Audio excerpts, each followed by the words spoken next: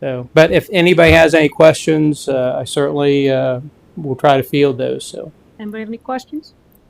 Mr. Bateman? Thank you so much for presenting and for giving us some things to think about in terms of drones and the technology piece. I think that you're validating a lot of, I think, what we're doing already in terms of where we're headed. A question I have is really just around, since this will be your last time, and what you see as sort of the challenges for law enforcement in Warren County, and specifically for municipalities in Warren County. I know that we've got, we're in a rural part of Warren County where Loveland is and the surrounding areas. I know I can imagine traffic is a concern and vehicular accidents and things sure. around this part, the valleys and everything. But in terms of issues like, mental health crisis or recovery issues, or even agency support in those areas. Sure. Do you see any? Has that changed significantly, and has law enforcement have had to address those changes? Yes and yes. Let me back up and say this. I will say this, and your chief's been part of this.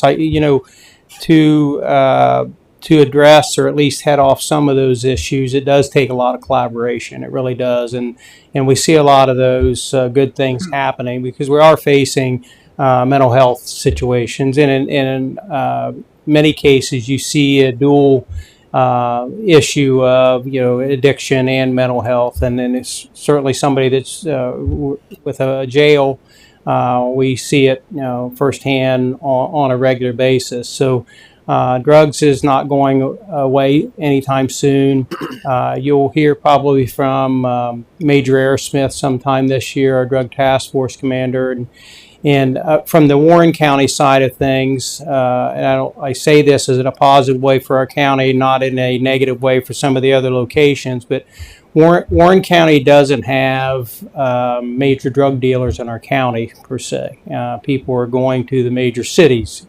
Cincinnati, Dayton, bringing stuff back, and I wasn't saying that say that we don't have a drug problem. We do have a drug problem, and I don't know that that's going to end anytime soon. Other than I know the work being done either prior to or after the fact has been going on for quite some time, and that's that collaboration not only between the law enforcement side, the service providers, whether it's mental health or the addiction services, but it's also working through the courts. I'm sure that you have seen, many of the court systems that are trying through their drug court or veteran courts to provide opportunities and programs to at least get them an opportunity. It's a tough situation, and it's an ongoing situation that we can't give up that battle. And on the other side of things in our county, traffic, the population, I'm sure you've seen the higher the population, the more the traffic, the more businesses you have to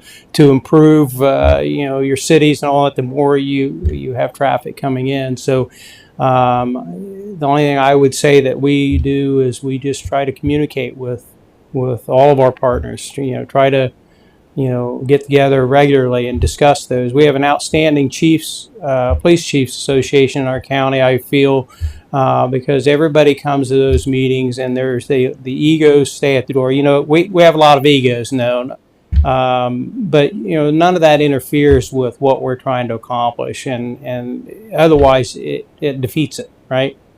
And that's the simplest form I can put it, is we just keep fighting the fight and hoping that we can find some way to provide somebody an avenue to get out of those addiction, mental health issues. So, thanks for your thoughtful answer. I really appreciate it, and thanks for your service. Thank you, Mr. Ori.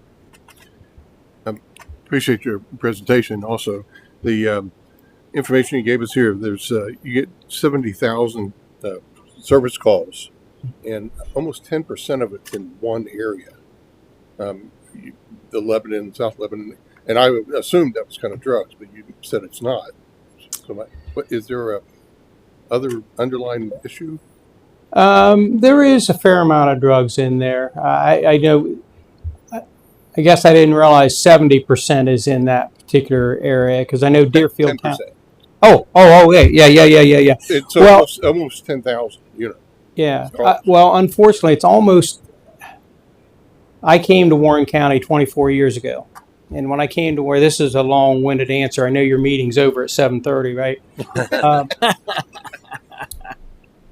there are some areas in that area, South Lebanon, that part of the county, that have ongoing issues. Some of them are tied to addiction type situations, and we are there frequently. Dealing with families that are in crisis a lot of times. But it's that way. When I came to Warren County, I came as a child abuse investigator. And as a new person in a new geographic area, that was an area, unfortunately, I learned to get my way around pretty quickly just because of the frequency that we're there. And we're working hard to try to help resolve those things. I won't get into all the weeds, but sometimes getting people treated is one component. Enforcing the laws on the other side is also a component. And you need the combination of all of those. Otherwise, people go through a revolving door and come right back in and create issues in the same community. And maybe I've created some more confusion, but that's the simplest way I can describe what happens down there. It just stood out that there's a lot, right? Thank you. Yep. Any further comments? I just have a quick question you may or may not know the answer to. Last year at the Warren County Municipal League, there was a presentation on the Correction Center, and the director that did the presentation made a comment about, he was asking, what's your biggest concern? And his reply kind of surprised people because it was staffing. And just talking about the problems that he was having, and he said it was a constant day-to-day thing looking for people. And he mentioned, the corrections aspect of training in the facility and so forth that could put people on the right path and how important that was. I'm just curious, has that gotten any better, do you think, in the recent months? Or It has. It's the jail staff, corrections officers is a tough environment to retain people to work there long term. It's just the nature of the work. You're just constantly on inside, a facility and it's not all full of bad people. Trust me, there's a vast majority of people that just have their own issues. Again, mental health, addiction, that type of thing. But it's one of those things that you're in there day in and day out. So there tends to be peaks and valleys where you're struggling to find staffing. We're only 2 people short of being fully staffed today when I left the office, which is incredible. And that may go for a year, and then all of a sudden you'll have 3 or 4 or 5. People leave to go elsewhere. We do create some of that to ourselves. I'll wind that up and say this because we provide opportunities for those men and women that come in and start in the jail that if they eventually want to become a deputy sheriff, then we provide that avenue to them and even in the forms of trying to get them into the police academy. So we do, if they're successful, we pull them out to put them out in the deputy sheriff role, and now you're backfilling. So while it helps the people looking for opportunities to progress into other areas, then it makes you trying to play catch up sometimes. But he is right. So right now we're in good shape, but we're always looking for good people to come in and work in that environment. Mr. Goodyear? Sheriff, I just want to thank you for being here, for providing this information. I'm glad I got a chance to meet you. Yeah. And it's very much appreciated, and I'm glad I had this information. Appreciate it. I did send Al a text. I've always called her Al since she was a young girl, so I sent her a text. Okay, thank you. All right, we good? Thank you. Well, Sheriff, thank you again for being here and in your presentation. Thank you for your 16 years, correct, as sheriff, and all your years before that in public service. We've really appreciated your professionalism and getting to know you over all these years. Wish you well in your retirement at the end of this year. Thank you. Thank you. Do whatever she All right, next we have open forum. Deidre Hazelbaker.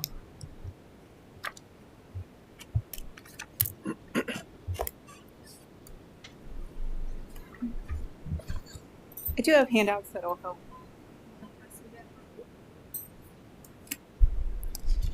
Thank you. Good evening, members of Loveland City Council and staff. My name is Deidre Hazelbaker, and I live at 101 Ash Street, right off Hannah, for those of you who don't know. I appreciate the opportunity to address the issues of connectivity within our city. I want to start by thank you for your dedication during the recent goal planning session to connectivity and additional priorities. I want to specifically acknowledge Council Neil Ori for advocating for extending sidewalks along Hannah Avenue to Jenna Lane at the city limits. Building upon Councilman Ori's efforts, I also want to recognize both Dave and Katie, who recently spoke at Council about the needed improvement at 5 Points intersection. But tonight, I also want to discuss 3 distinct requests from our community's Facebook forums and neighborhood conversations. Both emphasize the need for improved pedestrian safety and connectivity to our historic downtown. I know Krista does an amazing job, I don't know where she went now, at bringing these concerns to Dave and the city, but I want to make sure they're voiced here for the record. First, I'd like to draw attention to the pressing issue, the need for sidewalks on Oak Street leading to McCoy Park. The blind hill, narrow road, coupled with speeding vehicles and inadequate stops, which I know has been brought up a few times that people don't like to stop completely here, pose a significant danger to residents and visitors alike. It's common sense to ensure there's connectivity to our parks. Creating a sidewalk from Hannah to Cedar Drive solves the safety issue and increases connectivity. Additionally, I urge the city to prioritize making existing sidewalks along Hannah Avenue ADA compliant. There are areas where the grass versus a ramp are there and breaking apart the sidewalk. Like most inclusive actions, ADA compliance would also assist parents with strollers or wagons and unsteady seniors. Lastly, I'd like you to consider installing a crosswalk over Broadway and extending the sidewalk along Hannah Avenue near the new guardrails. The current lack of safe crossing points poses a severe risk to pedestrians, as highlighted in the inability for even Google to map this route. I have provided visuals from Google. I challenge you to map a walking path via Google Street View. Some of the captures are old, so you have made some great improvements based beyond what shows in the Google Street View, but wanted to make sure that you could see that the newer guardrail and where Oak Street aren't captured, but it's still a good starting point so you can start to see the challenges. As we continue to invest in the development of other areas of Loveland, let's continue to support the vibrant community residing in Henry Hanner Farms, or we've started to call McCoy Neighbors area. It's a diverse mix of families, seniors, and young professionals. There are more opportunities for sidewalks and crosswalks, specifically crossing lines at Paxton and 48. There's a signal but no lines in our neighborhood, but the 3 brought forward tonight are the priority that would best increase safe routes to our parks in downtown. Thank you. Thank you. Okay, next we have review and approval of minutes from the February 13th, 2024 meeting. Is there any changes, corrections, additions to those minutes? I'll make a motion to approve February 13 meeting minutes. Thank you. Is there a second? That was Mr. Ori. Second. Mr. Goodyear, thank you. Call the roll, please. Mr. Goodyear, Yes. Mr. Hart, Yes. Mr. Ori, Yes. Mr. Ping, Yes. Mayor Bailey, Yes. Mr. Bateman. Yes. Motion carries by. How do I say that? Sorry. Motion carries by a vote of 6-0. Very good. All right, now we have a second reading of an ordinance. I'm going to go ahead and read the ordinance. Ordinance amending the codified ordinances of Loveland, Chapter 111, Schedule of Fees, Fines, and Other Charges regarding sanitation. Thank you. We spoke about this at the last meeting. Does anybody have any further comment or questions? All right, call the roll, please. Mr. Hart, Yes. Mr. Ori, Yes. Mr. Ping, Yes. Mayor Bailey, Yes. Mr. Bateman, Yes. Mr. Goodyear. Yes. Ordinance number 22 is adopted by a vote of 6-0. Thank you. All right, we have another second reading. Go ahead and read that ordinance, please.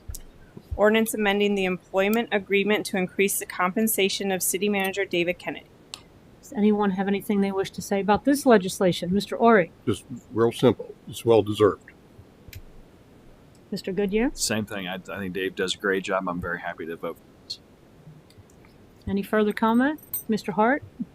I just appreciate Mr. Kennedy's continued efforts in the city, and I know he's handling a lot right now with trying to find some additional people, and he's doing a great job. Continues to do a great job. Mr. Bateman? Go Dave. Wonderful. Any further comment? You have to say something, Mr. I Penn. was going to say they're going to make me look bad. Right. Doing a I'm fantastic saving you. job, Dave. What was that?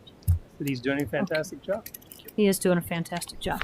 And there are some major openings in some the townships in our area and cities where people are trying very hard, communities, to find leadership like Dave. I think we sometimes take for granted. I hope not.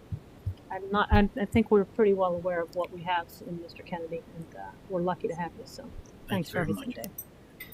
I guess we should call the roll. Mr. Ori, Yes. Mr. Ping, Yes. Mayor Bailey, Yes. Mr. Bateman, Yes. Mr. Goodyear, Yes. Mr. Hart. Yes.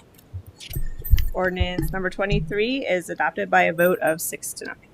Thank you. Mr. Kennedy. So, as everyone knows, we've been working very hard to follow the Nisbet Park Master Plan to put the entire project together. One of the pushes that happened at the recent at the retreat that we had with council was that we really want to start finishing up some of these projects. So Nisbet, we've been able to do a little piece here, a little piece here, though. Mayor Bailey has been working hard with some state legislators to do one of the key elements, which is the amphitheater. Meanwhile, we've actually tapped into 3 different sources of funding to put together the packages of what has been completed so far. And one of those is the Claremont County Park District. I cannot say enough about a park district that passes a levy and then in turn doesn't forget the people who helped pass that levy, which was all the communities, and puts together a grant program, not just the year after it was adopted, still continues to funnel money into communities with projects. So the city of Loveland has been a beneficiary of this funding multiple times, including McCoy Park, the courts, and the work that was done up there. What we've been using lately is we've been tapping into that funding to do extensions of the walking trail in Nisbet Park because it meets one of the primary goals, which is health and wellness. So what we're trying to do now when this funding became available, and it's a small piece, but we actually get quite a bit of that walks in that sidewalk with that because it's straight walk. There's no water lines, there's no storm water, so you can get a lot, is we were looking at an extension of the trail that deviates somewhat from what the initial plan called, because as you see colleges do it with on campuses, the GOAT paths that get created, what we're seeing is that a lot of people that are going north on the bike trail, that are going into Nisbet, that are going to the gazebo or they're going to the place that are taking a hard left immediately there. So what we all did, staff went over there, we did a little tour, and we realized that by creating a path that allows people to go to the Nisbet, to the gazebo, and then to also tie into a path down to the place set, we could also achieve another goal we have, which is we've reached the realization that seating area number 3 needs to be moved from where it was originally in the plan. And all defense for Lynn, we sort of changed the texture. Seating area number 3 was going to be directly adjacent, just north of the gazebo, for 2 reasons primarily. A, that is one of the oldest, 107 inches in circumference. That is one of the oldest trees in Nisbet, if not in the entire downtown. And we just don't want to risk anything that would damage that tree. And second of all, with the completion of number 2, we think that we can reduce the size. So the outline that will be created with this seating, this path extension will allow us a great location for seating area 3, the final seating area. It will be smaller. It will certainly support Little Miami Conservancy, small meetings and what they have, and will not damage any trees whatsoever if you look at that area. So it's sort of killing two birds with one stone. Emphasis is that this grant would only be for the seating area. I'm sorry, for the pedestrian walk. The city has been able to tap into Nature Preserve, the ODNR Nature Works, and into actually Hamilton County Health District. It still has COVID money, and the city's been able to tap into that twice. So the total project cost is $9,875. Cost any project less than $10,000 does not have to put in a local match. My rule of thumb since my early enrichment years was you always should put in something. It just doesn't look right unless you do, in my opinion. So we were recommending a 10% local match, which would result in a grant request of $8,887, a local match of $988. One nice thing about these particular projects are they're due in April, and you sometimes get a phone call a couple of weeks later. So this project was actually put in the 2024 budget in anticipation that it would likely be funded. This particular grant program does require legislation to be included in the application. What we are learning is there's no reason that we have to come back to you to have you authorize the execution of the grant agreement. So we've massaged the language so it kills two birds with one stone. So this is authorizing the submission, authorizing the local match, and allowing me to execute any grant agreements if we are funded. Thank you. Any comments, questions? Yes, Mr. King? I just have one question for clarification. There's an image in the packet that shows a proposed walking trail extension that goes from the gazebo to the playground. But then there's also an image that looks like it's from the bike trail to the gazebo and that same walking trail. Is what we're voting on the one that goes to the okay. This so one, it's the one from the bike trail to the gazebo. yeah, it my artwork is terrible on this, but what I'm trying to emphasize, so I reached out to Lynn Zook, who not only doing a wonderful job of the NISBARC plan, is a local resident and does a lot for, so she agreed with all of this. If we're funded, will help us stake it out. We would see it coming to a little bit of a T. Part of the T would allow you to go to the walkway that already exists that takes you back towards the play set. The other one would take would go to what almost looks like a bit of a dead end right here and would tie into the gazebo. So anyone that's coming up the north part of the bike trail would take a left where they're already taking a left and come to a bit of a fork in the road where they could deviate towards the gazebo or deviate to the existing trail that heads back there. And in turn, that creates a perfect location for seating area 3, which would be very similar in size to seating area 1. 4 tables, 3 regular, 1 handicap. All right. Yes, Mr. Ori? I just was down at the park walking that exact spot where you're proposing the new sidewalk on Sunday, enjoying the 60-degree day we had. But the first thing I said to my wife as we were walking, I said, we got to put a pathway right here. And it is. So you've got it exactly right. Yep. The first image shows the where people are going. The proposed site walkway that's already there. Yeah. Right. We think we can do this without any damage to that pine tree, but right. that pine tree. Yeah. But I totally agree. Any other comment? All right, I'm going to read the resolution, please. Resolution authorizing the city manager to submit a 2024 Community Parks Improvement Grant application to the Claremont County Park District. Any comment on the resolution? Call the roll, please. Mr. Ping, Yes. Mayor Bailey, Yes. Mr. Bateman, Yes. Mr. Goodyear, Yes. Mr. Hart, Yes. Mr. Ori. Yes. Resolution number 24 is adopted by a vote of 6-0. So I think obviously in the last 10 years, and I think the sheriff touched on it, a lot has changed in the downtown district. And one of the things that has become apparent to us is that we need to basically draw a little bit more attention, a little bit more dedicated service to someone, especially from the period of time that's getting ready to begin through the fall, where that person would dedicate at least the beginning portion of every day in the downtown district.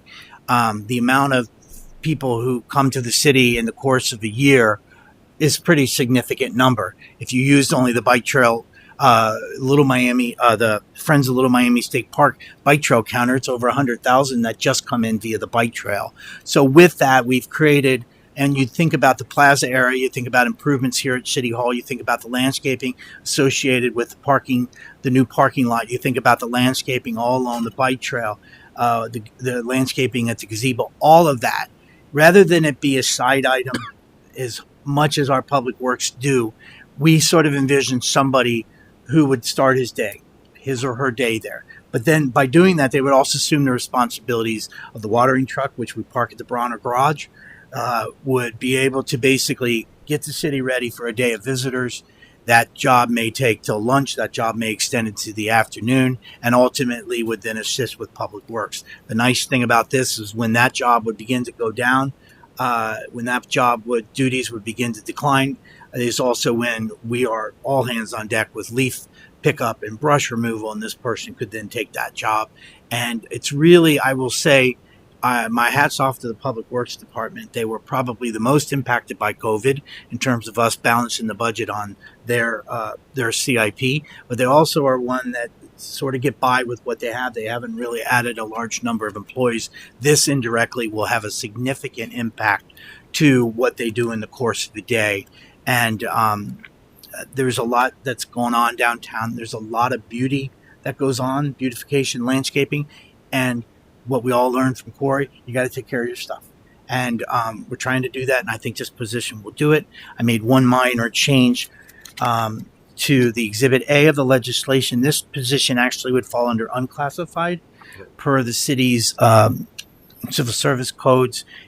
Unclassified shall include, amongst other, all unskilled labor positions. We're putting it in as a class, a pay range 1, and we would anticipate that this is somebody who wakes up every day, comes into the downtown district, and takes great pride in knowing that everything was set up, moves the Adirondacks chairs, little things like that, has a blower, sets the city up, does some garbage pickup, does some weed, does some pesticide spraying.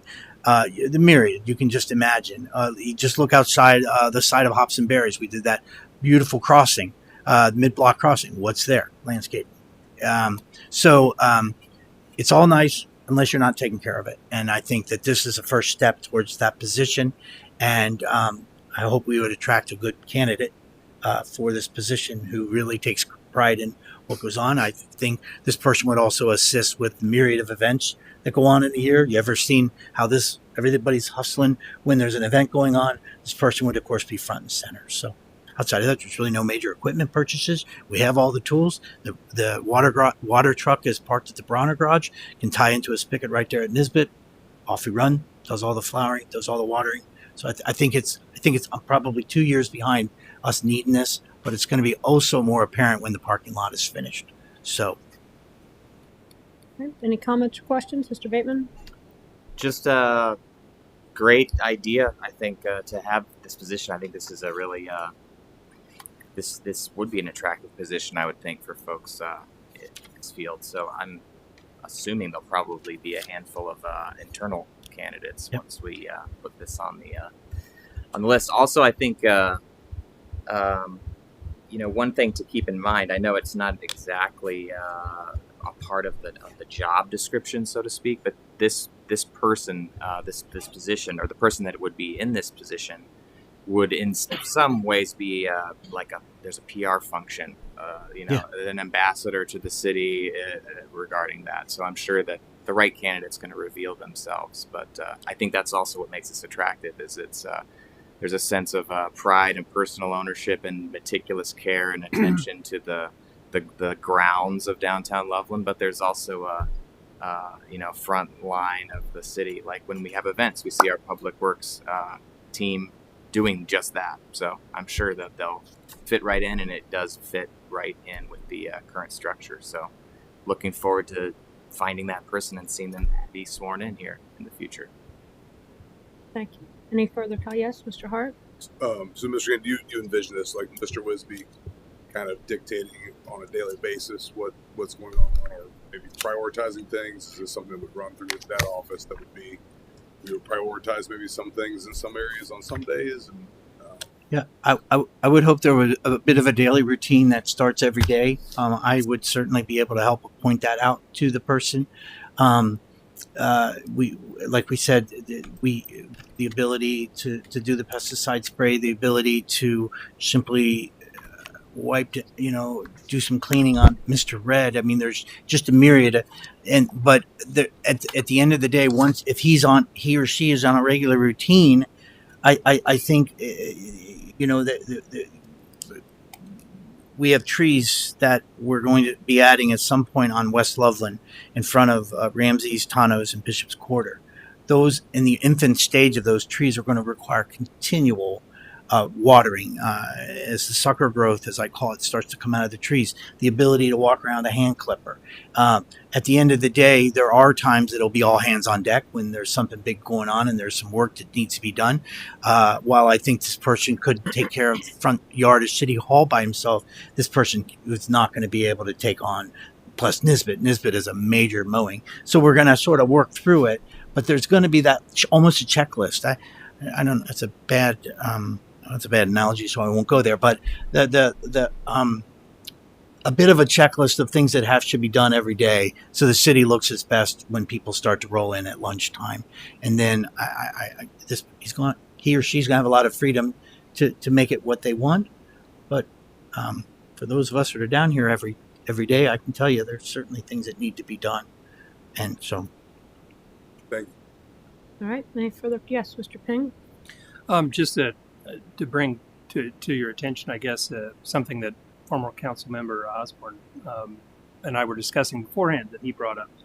That it seems like this position is a little different than the typical public works position. And so while the morning may be taken up in the downtown area, this person might have a skill set that would fit well in the parks. And so, for the same reason that we want to put forward the best foot in the downtown area, maybe an occasional once a week to a particular park or the tot lots or that kind of thing might be another use of this person, that because it would fit with the same kind of thing, watering and taking care of plants and so that might be an extension of that would be another good use. Yeah. Thank you. Any further comment? All right, this is a first reading only. We'll go ahead and read the ordinance. Ordinance establishing the compensation and classification for the position of downtown groundskeeper and repealing ordinance 2023-80. Thank you. Mr. Kennedy. So the city charter section 4.024 requires that the city manager prior to March 31st does a state of the city, and that is to look back on the prior year. I've done these a little different each year. Sometimes it's PowerPoint, sometimes it's more of a written. This one, because it was so project heavy, we felt it was so I'm not going to go through every piece of it, but I did want to touch on some of the highlights. And as you can see from the report, we typically do start with finances, fiscal, the money, and where it all comes from. And I really want to say that the root of all of that is really Mark, and I can't say enough how fortunate we are. Mark is a very steady hand with our city finances, and I hope that I'm coming up here many years from now, and he's still working because he gets his job, and he saw the leadership, and I think under Mark we're seeing a lot of the good, sound financial decisions that are being made with Mark and the Finance Commission. When you look at the general fund revenues, which is pretty much our bread and butter, we are not a heavy levy type city. And you look at income tax increasing $2.3 million in 5 years. At that same period of time, our real estate taxes went up $415,000 in those same 5 years. And you look at some of the decisions City Council made, that WMR fee, which ended 2023 with $576,474. Its first year, based on a $48,000 monthly average, is right around $672 as we sit here today. Not a penny of that money has been spent. It is the difference in being able to do Loveland Miamiville Road sidewalk phase 2, being able to do any sidewalk improvement that requires water mains. That's such an important part. You can't put sidewalks without addressing, and it will also be one of the major funding sources in the Cherokee Drive project when the federal budget gets released. I can't emphasize enough that that was a very strong move from council. And at this point in time, and in your chart, you'll see that if the city can understand, and I don't understand why you wouldn't be able to, if the city is basically will never be taking debt service to do water mains. I gave you a pretty good illustration of how that will drop off. That is a direct result back to our city residents and being able to control our water rates. Because when you are dropping off from $564,000 in debt service down to next to nothing, that is a significant. It's what the sheriff talked about, being proud to do a project without requiring debt service. That is a significant move. When you ask Mark, what would you say best represents the city's financial stability? He doesn't blink an eye, and he said our end-of-year balances. You look at the city's end-of-year balance back at page 30, $12,401,368, all funds, the end-of-year balance. That is part of the city's fiscal stability and our financial stability, and those are based upon smart decisions that Mark's leadership makes. I won't go into too much about the recognition, but we all know that the efforts are backed up by the governor's office. So what's the missing link? You cannot just walk away from investments. In 2023, the city saw $21 million in private investments. And when you look at that, it's pretty interesting because it's extremely balanced between commercial improvement, new commercial, single family, and residential improvements. That is really actually, I'm glad Becky's here because Becky and Eva, they work through every one of these projects. This is a one-stop shop. You get your building permit, your zoning permit, you get everything here, and people like it, and people prefer it. And I think taking private development through the steps is part of it, but also helping them through the steps is the different. No one's going to deviate from the rules, but knowing that you're going to get assistance along the way, I think has a lot to do with that numbers. And remember, this is a city that may not see another subdivision for many, many years, but you know that this infill development is tricky. There's a lot involved when you're inserting 4 homes with a water main and oops, we probably need a fire hydrant. Whoops, you need to do that. So there's a lot involved. Infill development is very tricky. Subdivisions, quite frankly, are much easier by many states because you're dealing with raw property. Going into city services, first and foremost is LPD. Back to the fact that we operate our police department on general fund. I repeat that over and over because I think it's important and it shows the commitment under Chief Gabrielson's leadership, and that is the key word with Chief Gabrielson is leadership. He has done an excellent job. We've increased staffing, increased our lieutenants. We've done some administrative staff improvements, and you're seeing the difference. And when you look at the new staffing in 2023 and you look at the pictures, you also had Aaron and you had Pat Rucker join the team, 2 part-time positions that are critical to allowing everything to operate, to responding to public records, to showing how the body cameras work. That was a big step. And the sheriff talked about SROs. The city has 4, including one in the parochial school. I included this chart because I thought it was important to see when we say 50-50, we mean 50-50, and we share between Loveland City School District and through St. Columban. But one of the other things that I thought would be worthwhile showing you in the address is how all the items that are included. This isn't just here's the salary, let's split it. It's everything: professional development, equipment, uniforms. Everything goes into that. And the schools. The SROs have made a difference in this school, in the city, and I think it's something that you all should be very, very proud of. You just added, when you added a new one, city services and LSFD. I don't know what else you can say. They excel in all aspects: EMS, fire, and as you saw when you awarded, even in dispatch. And needless to say, the city's residents are quite frankly almost spoiled with having one of the best fire departments in the state. When we talked about public works, I like to show out the performance measures. If interesting, if you recall, many of you were there for the grand opening of the of the new Public Works building in 2023. And throughout the year, this is the arm of the city that truly is the biggest service orientated part of what we do every day. And of course, this also represents one of two significant personnel losses that we had in 23 with Cindy, our city engineer, and her knowledge, and just we miss that. We're trying hard to find her replacement, but when you look at just some of the rare things that they do in terms of gallons of water, the catch basins, and I had to throw the salt in there for John. Tons of road salt purchased, tons of road salt utilized. There would be nothing without a salt reference. And then back to the second big loss that we had personnel was with Corey. When Corey got in here, that he was able to really orchestrate the remediation of the Chestnut Street property. That element, along with the city's purchase of 501 Loveland Madeira Road, took this property to what it could be to what it will be by removing the environmental barriers, getting access to a major road. Nobody wanted to run any traffic into that property down a residential neighborhood such as Main Street.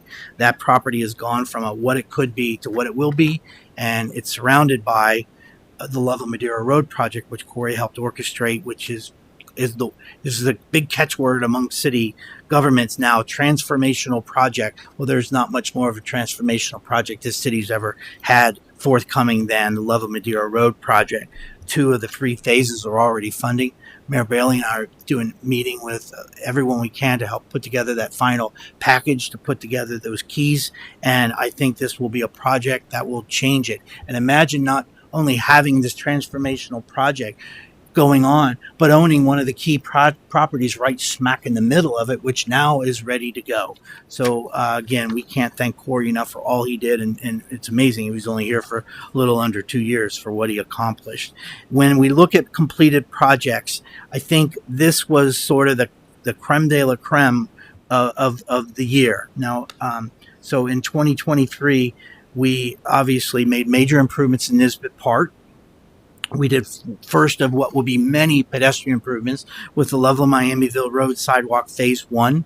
We're actually getting ready to put out the bid, the next phase, Phase 2. And the Harrison project is beginning to let people see what the master plan was and how everything was prepping towards the parking lot, how by making Harrison a much more desirable place to turn, to drive, to access, to widen, it's safer. It begins to make points. People come into City Hall and say, what the heck's going on over there? You show them the pictures, they start to get it. And I think that's important. The city never backed away from its investment in the Heights. 2 major improvements in the tot lots was completed in 2023 with grant funding from this capital budget to improve both of those tot lots. Traffic, that is a key to what needs to be done in conjunction with parking. The turn lane project on 48 in conjunction with Harrison, I both feel like both made significant improvements in the park, in the traffic flow. The City Hall continues. We continue to nip away at the needs of this building because it had largely been neglected for years. The front offices were just painted over the weekend. The gush of water that Krista had to deal with whenever it rained was repaired. And again, we never stopped away from going after our parks. Outside of Nisbet, the dog park received significant renovations. The restroom, the 3 phases of the city going after the restrooms. McCoy was underway. Lever's underway as we speak. At Phillips Park, a playset finally got installed. And so that was all a sort of a summary of the different projects. But I did find it interesting that in 2023 alone, there were 5 different funding sources that helped with the city's capital budget. And that's important. And we interviewed a candidate today, and he looked at us and he said, my goodness, the city sure does chase a lot of grant funds. So people outside of us know that from Purina to Ohio capital budget to ODNR and to Skip, the city will try not to leave any stone unturned upon which could potentially fund it. And lastly, I think that part of what you're doing is you're always advancing projects for the future. Obviously, we're advancing the new fire station, Riverside Drive, that project that will probably be that is made some significant steps towards the stabilization of Riverside Drive. Cherokee Water Main project will be able to get going as soon as the budget is approved, and of course the downtown parking, and of course the downtown parking lot. So again, it's this is probably one of the best teams of people anyone could have the fortune to working with in 39 years of public service. I can't imagine a more dedicated staff than what this city has, and many of whom are sitting in front of you today. And the benefit we received from a couple people that moved on, and obviously it's a challenge for us to get the right people back in here. But I can just say this is truly, there's a lot more to come. And the 2024 State of the City should be exciting to do. So again, that was just sort of the highlights if anybody wants to see the whole thing. But that's the end of that, and I did it. We went late. Record time. Went long. Anybody have any comments? Mr. Hart? Even though you stole my thunder, That's salt. 591 tons of data. This is simply astounding. I mean, just when you start reading through the highlights, one of the things I wanted to really kind of point out was that even with our revenues really jumping over the past few years, the efforts to secure grant funding of over $6 million, it just, to me, it really outlines and highlights the value we place on the revenue we get from our residents, to not sit back and rest on our laurels and just say, well, we're bringing in a lot more money now, we can just pay for a lot more stuff. We're continuing to go after grants to continue to get as much bang for our buck around here as absolutely possible, and to continue to be fiscally responsible with the projects and the improvements we're making, which not only are aesthetic, but in the environmental impact that we have had, or the city has had, due to the staff efforts over the past year, from moving tanks at the mobile station to the work at Chestnut. The environmental impact over the past year has been simply amazing. So really just kudos, unbelievable job, and can't wait to see what continues to happen, what you guys keep bringing to us over the next couple of years. Thank you. Any other comments? Mr. Ping? I just same kind of opinion on my part.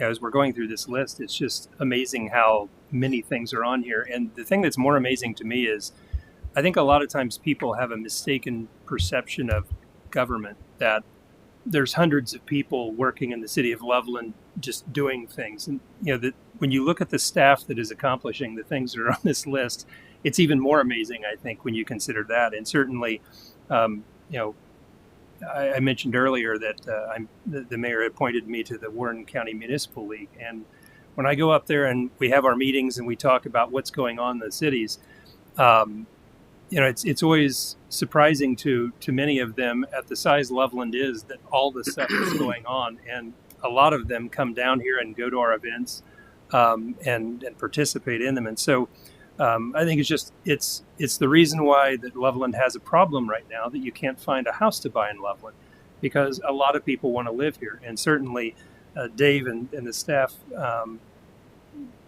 have a great deal of responsibility in that the city that we're living in.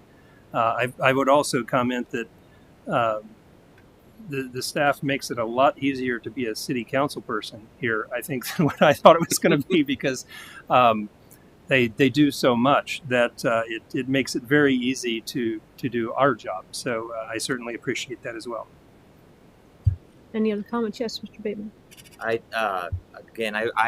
I enjoy these, Dave. I can't believe that there's actually more. So if there's like a longer version, I could sign up maybe offline and do that. But I think that really what's amazing is you mentioned this is the projects, the capital improvement that we were able to do in this last year, and the fact that we did it without sacrificing. We weren't borrowing from somewhere within our own budget, to do this. We took the necessary steps to invest, as Mr. Hart mentioned, in the infrastructure of the city and the aesthetics of the city, in the planning long term. So I think it is an accomplishment, and I know that we did it with the help of a lot of people, a lot of key folks on staff, and two of whom you mentioned we are having to fill their spots. So certainly it would be we wouldn't be expecting to maintain this pace of development and capital projects, but we did take advantage of the opportunity to take action last year and make plans to continue to develop that way. So I think again, it's a really useful snapshot in time of where we are right now and how we've progressed on the goals that we've set just 2 years ago or even further back.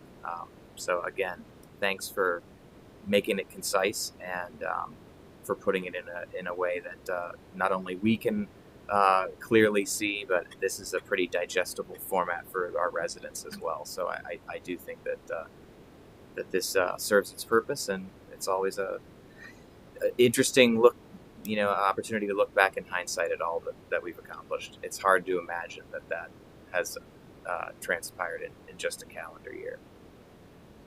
Mr. Ori. Just to reiterate a lot of what everybody else has said, but I'm not going to repeat it exactly. I'm just going to say that when I read this report, preparing for the meeting tonight, I said, I can't wait till next year's report comes out, because this city is moving in the right direction. It's got the right leadership from our mayor to our staff, everything, and things are just, you hear people complain about the traffic and complain about this, and what do? We fix it. We're making every effort we can to make things better for this city. Kudos to everybody who's involved with it. Very good. Any further comment? After I read the report, I actually talked to Dave. Said, "Did we really do all of that in 23? Because it seemed like an awful lot." And it is true. Dave sings the praises of staff, the ones that are in this room, and all the rest of the staff on a daily basis, because it does take a team to do all of this. But Dave is obviously the head of that team, the captain of that team, and the glue that holds it all together. But I think we've been talking too about in this process of trying to hire an assistant city manager, that explaining to the applicants that staff do a lot more than what their position description would say that they do, from police chief to every position.